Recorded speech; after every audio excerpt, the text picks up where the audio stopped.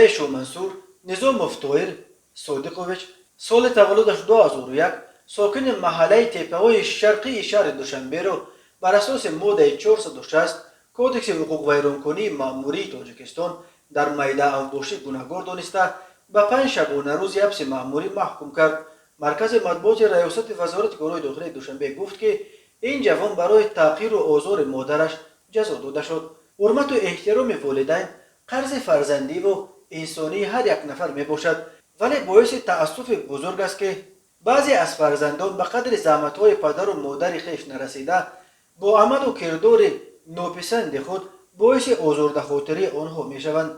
گفته میشود در اطلاعیه رسمی میلیسیای دوشنبه از بدرفتاری طاهر نظاموف به مقامات میلیسیا مادر خودش شکایت کرده است.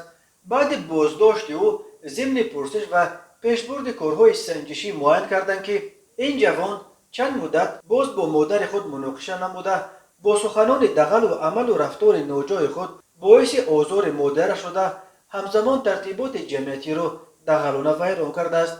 مقامات میلیسیا میگویند این ساکن تپه‌های شرقی را به مقصد پیشگیری از سر زدن حادثه‌های ناخوش و جنایت‌های وزنین و همچنین به خاطر برای راست هدایت نمودن به جوابگری کشاندند.